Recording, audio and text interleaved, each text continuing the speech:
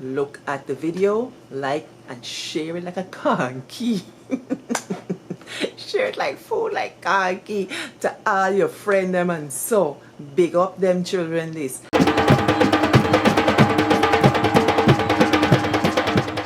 Hello and welcome to What Is Stories Say. If it's your first time here, come in and sit down. You are most welcome.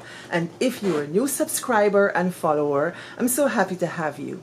This is Dr. Pauline Baird, cultural bearer from the village of Buxton, Guyana. And I'm here to tell stories, our family histories, our whispered stories, our practice, hidden, lost, and sometimes forgotten traditions. And as we say in my village, Buxton, and what the stories say, come in, I sit down. This is emancipation time. We have emancipation fever in Guyana and around the world. And in my village, it's special celebrations. There's singing and dancing and eating and remembering and storytelling and the like. You know, it's happening on street corners, it's happening in homes, and it's happening in the kitchen. Emancipation happens in the kitchen. It's a time when we try to remember and eat the foods that our forefathers cooked. And one such food that was given to us is Conkie. Some people call it Conkie. Some people call it Conkie. I know which side of the tracks you are from, but we in the village call it Conkie. Good. So, Conkie is something that's eaten across the Caribbean. And I think I learned that in Barbados, they have Conkie, but theirs is savory. Guyanese Conkie is deliciously sweet. And it's made with so many different ingredients and spices, or condiments. So today I'm going to offer you that. But let's talk about the history of Conkie. My research tells me that it's a Ghanaian dish and it's called Kenkeh. So you see, we have cultural continuity. And I'm sure maybe Kenkeh has a different set of ingredients, I'm not sure, but these are derivatives or things that have been passed down. And as you know, culture does not come down sometimes wholly intact. It's syncretic. That means that it grows and it changes, right? And it ought to, because, you know, we mix with different people and you learn something different from another culture. And sometimes for expedience, you just have to make do with what you have. Maybe they use a certain kind of thing in Ghana, but they didn't have it in Guyana. And so we improvise. When making Conkie, at home, when I used to make Conkie, nobody ever gave me a recipe for Conkie. I watched the old people and I know to do it. And because I eat it, I know it got inside. And you just eyeball it. The units of measurement is the eyeball and your hand middle and your finger. So you can take a pinch, you can take it in the middle of your palm and you heft it. You know what it's hefting? Not a bad word, heft, H-E-F-T. You heft it good, and you know this is how much you got to put in and you pour it inside. We didn't have measuring cup. I see measuring cup in home economics class. You watch your grandmother and you do what she did. So recently I've been thinking, how are kids involved in emancipation?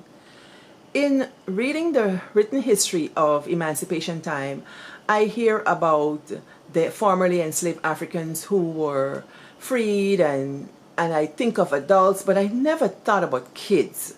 Where were the kids, and who were these kids who were there when the Africans were emancipated? I'm pretty sure they had children, but you know, pre-emancipation, for most part, kids belonged to the master. So you see, the women's womb became the machinery for the production of labor, right? And labor was the capital at that time. You know, black labor. I've read documents where people were boasting that black labor is a thing, like gold, you know. And so our children were part of that machinery, the colonial matrix of power, colonial matrix of evil as well. And children were there. How do we remember when we have children? And what is the value of remembering? So we remember with food. Kids gotta eat, you know. They like eat. They like to drink the marby and the ginger beer and swank and so on at emancipation time. When I was growing up, we used to go to Seventh-day Adventist church and we would have culture night. Sometimes churches are against culture. That's the one thing with our church. We were not anti-culture. Nope, we celebrated. Even if we didn't go to the line tap and dance, we were in the churchyard, you know, bouncing and so on, singing and dancing too, you know. And we used to have culture night. Talk about Elsie Livingstone, R.I.P. Elsie used to be the person in charge. We get the cook up rice and the swank. We ensure that we carried on our culture, and food was a big thing. So for intercultural participation, for those of you who are not African and you're asking, how can I participate? How can I show reciprocity and appreciate the Africans in our culture? Food is one of the things. You can make Conkie, you can buy Conkie, you can get from your friend, right? When I was a kid, I used to eat parsad from my friends and sirini from my friends, my East Indian friends. Oh, I loved it. And so Conkie is one of those things that everybody can like and you can share. What else I learned about Conkie? You know, people make it differently. So you make some allowances, like I said. So I asked a Buxtonian, what are you doing with your children for emancipation? She said, yo, you know, I know yet. I said, how about making some Conkie? She said, you know, you're right. I can get them children to make Conkie because she get a house full of little children. Right? And so they decided to make Conkie for me. You remember the children who were in the bush cook? Them same children, some of them. And so her daughter, Miss Deanne decided to make this Conkie for this video. And she did a wonderful job. Now this is a kid who just finished writing Common Entrance. Oh my God, her delivery is so beautiful. And let me tell you, don't be fooled, she can talk Creolese too. But she delivered it in a beautiful way that everyone can understand. And she showed us how she makes Conkie. Parents, how do we carry on this culture? How do we convey this culture onwards and forwards? Lest we forget, food is one, and children can be such an active part in our food making and our food ways. If you see my book, Dave and the Lime Tree, at the back of my book, they're making swank. Yes, and they're making cool down because I intend to teach the children. I'm not in the village, but I can bring the village to the children. I can carry the village to the children. And children all over the world who have read my book have been trying to make these recipes. The next book I'm bringing out, it has these recipes in the back. Yes, I'm going to teach. And here is Diane telling us how she made Conkie and for us to see how she made it. Not just telling, but showing. I think it's a stellar piece of work she did. So thank you so much, Diane, and thank you to the Dublin family who helped me out this week. I'm so pleased. So for those of you who are watching, like, share, comment. Big up these children, huh? Our children are our future. They carry on our traditions. Not all traditions sometimes get carried on. Some things we're not too keen on carrying on, but this one is a healthy one to carry on.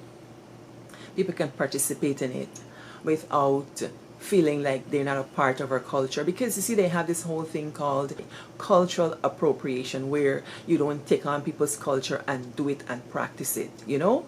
They have things like that. Even when I write very intimately about my culture and my village, and reviewers look at my work, they tell me I have to be conscious of appropriation. I'm like, it's my culture, how am I going to appropriate, you know? So these are things that we have to know as a Guyanese, Indo-Guyanese, Chinese Guyanese, mixed race Guyanese, African Guyanese. We can participate in each other's culture with food. So I'm going to say bye for now. Look at the video, like and share it like a Conkie. Share it like food, like Conkie to all your friends them, and so big up them children this. And if nothing else, wow, good.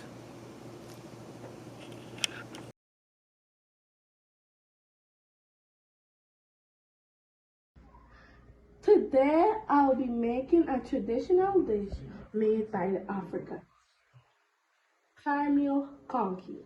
Some ingredients needed are essence, butter, sugar, grated coconut, nutmeg, cinnamon powder, caramel, black pepper, banana leaf, and string.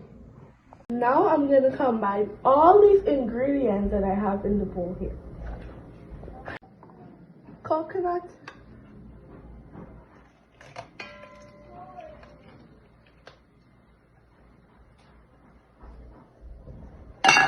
next, caramel,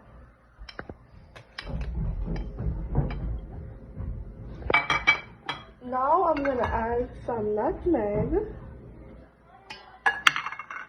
some cinnamon powder, some butter, some vanilla essence, sugar, and a little black pepper.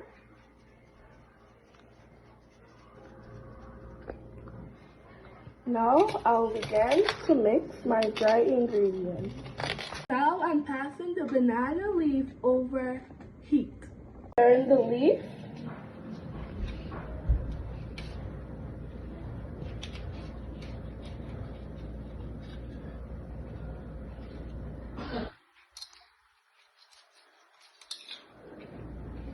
I'll now proceed to take some of my Conkie mix and add it into my banana leaf. Then I'll wrap it. Preparing my string that I have here, I have to wrap it up. Now I tie it. The string is to keep the mixture in the leaf when it's boiling. After heating my water, I now have my Conkie here, so I'll place it in the pot of water. After taking it out of the leaf, this is what it looks like after boiling for like 20 to 25 minutes. Let me cut it open so you guys can see it's fully cooked inside. Now it's ready to eat.